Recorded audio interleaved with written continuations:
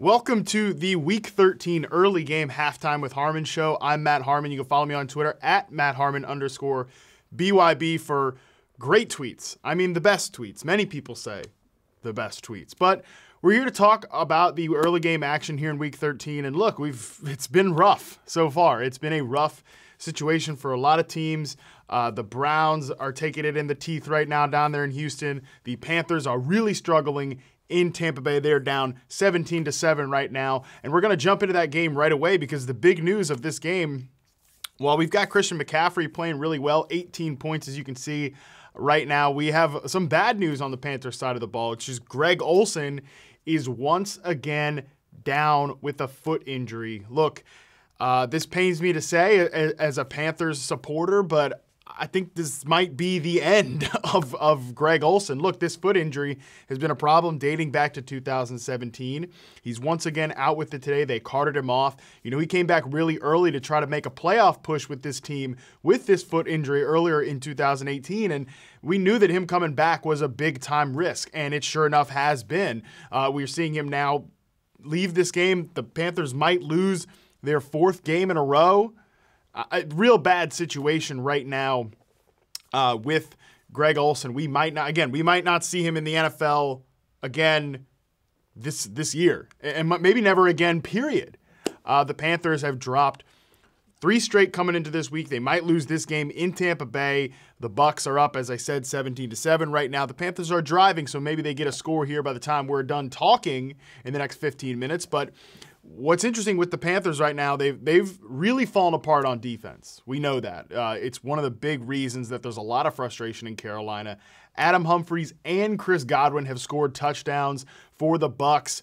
Jameis Winston right now is the highest scoring quarterback on the slate with 17 fantasy points here. You know, Winston's been a great play. No doubt about it. A great play here. When he's been starting, the Bucs have a lot of good skill position players, and the Panthers just cannot defend them.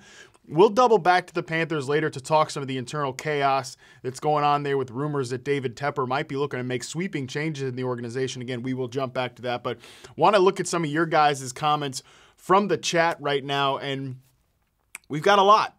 We've got a lot of situations going on right now. Of course, we've got a lot of people complaining about A.J. Green, who, as I mentioned, is the other player that's hurt. He came in today with a toe injury. He's left again with a toe injury. You know, he came back. I thought it was a strange decision for him to even come back in this game because, look, the Bengals are most likely out of playoff contention. They've just put their starting quarterback on IR. Jeff Driscoll is starting today against the Denver Broncos. I mean, theoretically, they could still make a run, but I think if you're the Bengals, you probably hold A.J. Green out the rest of the season. I don't really see any reason for him, especially if they lose this game. I mean, what's the point, right? For him, you know, he might go on IR anyways because the injury looked pretty bad. He was very emotional getting onto the card. You know, he's a tough player. He's one of my favorite wide receivers in the league. He has been for a long time. But he's a tough guy. He's competitive. He wants to get out there. He obviously wanted to play in this game. Goes out with the injury anyways. Chris Harris also on the other side of the field. A lot of injuries to cover here.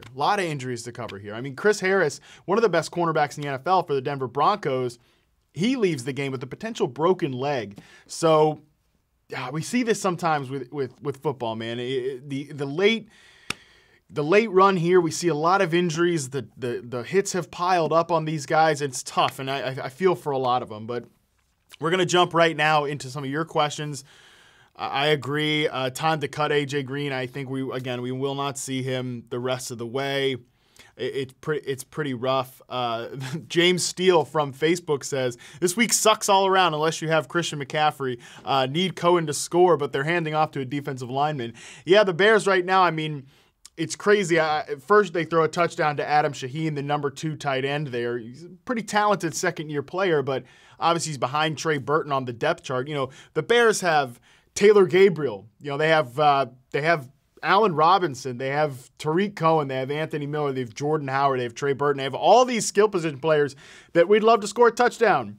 And the number 2 tight end, Adam Shaheen, is the one catching it. Like the one guy nobody wants catches the touchdown. Good for him, though. Good for him. And then they double down, and they have a freaking defensive lineman, Akeem Hicks, come and pile in a 1-yard touchdown. So been a lot of fun. been a lot of fun following the Bears offense today if you're a fantasy football player. And by a lot of fun, I mean not fun at all. But then again, the Bears, they're a good team. And this is what happens when you're a good team. You have a lot of different options to throw out there. Stinks for fantasy, but too bad. That's your life. This is the way it is. So I think one other interesting thing to talk about, a lot of people are talking about Kirk Cousins. I actually want to look at that game right now. And I just want to say, by the way, this Sunday night game with the Steelers and the Chargers and the afternoon game with the Vikings in New England, there's some of the most important games on the slate. And speaking of the slate, you can jump on the Yahoo Sports mobile app and download the Fantasy Slate, where you'll see me and Jared Quay debating some of these late games. They're obviously a ton of fun ones to break down. And Kirk Cousins is an interesting one to look at. This Vikings offense is very highly concentrated right now between really just Diggs and Thielen. Diggs apparently had his knee swell up today. He needs to test it in pregame to see if he's even going to go. I think if Diggs plays, this should really be a good game for all your main Vikings. And on the Patriots, it's a little more tough to parse it out, but this should be a really good game. This should be a high-scoring, competitive contest. We know that the Patriots and the Vikings need this game for playoff seeding. The Vikings right now are in the wild card mix, while the Patriots are in the 2 seed, where we usually see them getting a home field advantage throughout the playoffs with that number 1 seed. Both these two teams are fighting. This is going to be a competitive game. I really like the situation that we have with this game. So I think you play Kirk Cousins. I like Kirk Cousins in this spot. We got a question from Twitch, Cito the Owl. Thoughts on Josh Adams versus Spencer Ware the rest of the year? We'll talk more Spencer Ware in depth in the next halftime show when the Chiefs are actually playing, because we'll talk about Kareem Hunt and everything that's going on there. Of course, I don't know how you would have missed it, but Kareem Hunt obviously released by the Chiefs after a rough video came out of him in a violence against a woman incident at a hotel from last year or earlier in the offseason. He's obviously released. He's gone. Spencer Ware should be the RB1 for the Chiefs for the rest of the season. I think he's an RB1 for your fantasy football team, Owl person. I think that we see Spencer Ware be a top 10 play the rest of the way because, look, the Chiefs are one of the best offenses in the NFL. We know that Andy Reid running backs consistently are some of the best in fantasy football, thinking back to, Brian Westbrook to here in Kansas City with Kareem Hunt. And we've seen Spencer Ware get it done before.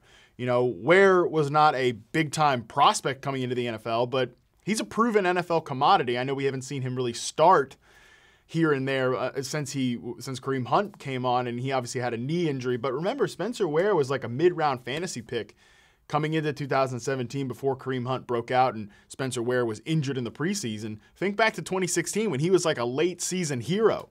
We know that he can not only sustain runs on the ground, this is a guy who can make big plays in the passing game. We've even seen that some this year. They've used him as kind of a guy they've sprinkled in there. I think Spencer Ware is a locked in running back one, a guy that you're probably playing every single week, and he's in a cake matchup with the Chiefs as 14-point favorites in Oakland against just one of the NFL's worst defenses. I think you play Spencer Ware today, and I think you're probably playing him going forward. I like Josh Adams, but that's where we're at.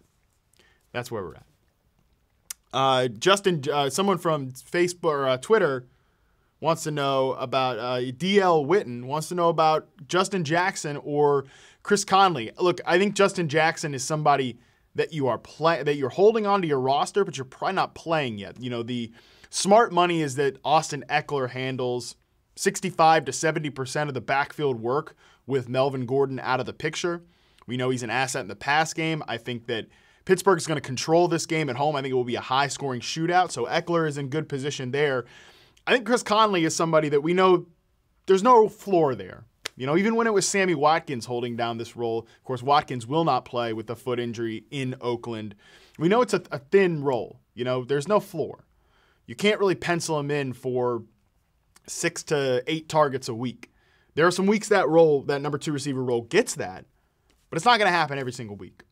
I think if you're desperate, though, between these two options, I think you go with Chris Conley. He's kind of a deep sleeper today. Juxtaposing him, though, with Chris Conley or David Moore as in a half-point PPR, as somebody from Twitter just asked, I think that you go with David Moore there in a great matchup against a 49ers secondary that is super exploitable. I know that Richard Sherman is chirping, ready to get back at the Seahawks team in his hashtag revenge game.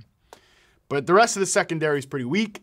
I think David Moore, Tyler Lockett, all of these guys are good plays.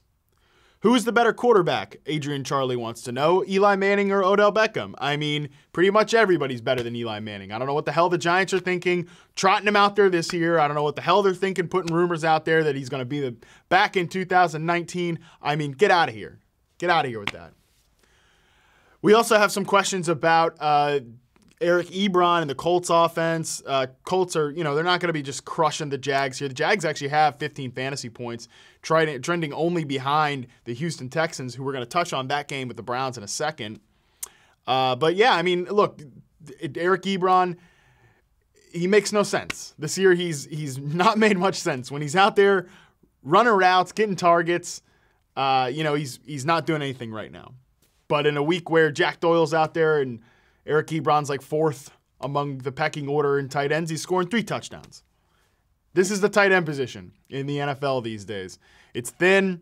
You got to play Ebron because he's the starter with Doyle out, and in a good offense. Even again, if they're not crushing it right now, this is a spot where you have to play Ebron, and you just have to hate your life and live with it.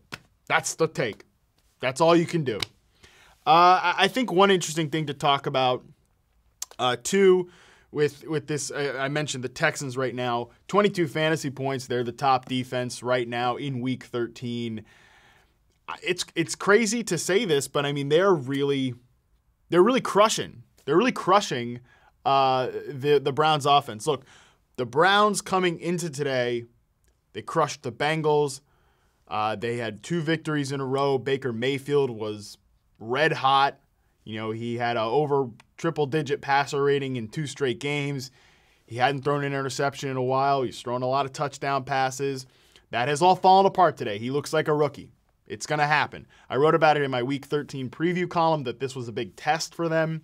With the Baker Mayfield, Nick Chubb, David Njoku. These guys were going into a tough matchup in Houston against a defense that we don't really talk about as one of the best in the NFL, but is in fact one of the best. They're right up there.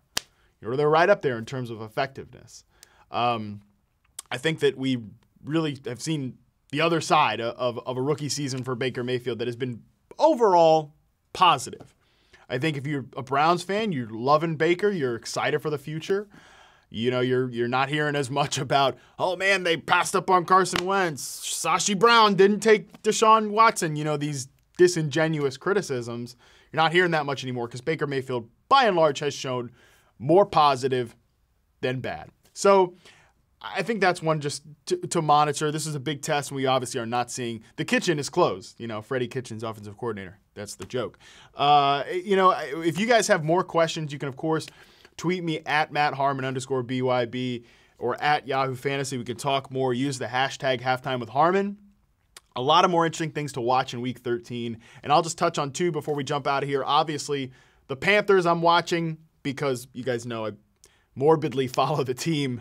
But we had a report from Jason Lockenfora from CBS Sports this morning that David Tepper, the new owner there, is disappointed with this organization. He thinks there's not enough analytics used in their decision-making process. He thinks it's way too old school. I would agree with that if you've heard Ron Rivera ever speak before. I mean, he said he likes 7 to 6 games. That's not where the NFL is going. I think if we see the Bucs beat the Panthers today, if the Panthers drop 4 in a row, we can start looking at Ron Rivera being on the hot seat. I mean, probably gone after the season. Marty Hurney gone for the 2nd time. So that's something to really watch because the Panthers have a real good offense. We could see this be a very, very, very different looking team from a coaching and front office perspective going into 2019. And I also want to watch Lamar Jackson, who has shown the ups and downs. I don't think he's ready to really be a full-time NFL passer at this point. Maybe we see that in 2019. I think we've seen more good than bad from Jackson, but I want to see if he can get it going in the second half here. A lot of more interesting things to watch in Week 13. I appreciate you all jumping in on the Week 13 early game halftime with Harmon stream. A lot of good questions from you guys. A lot of good thoughts.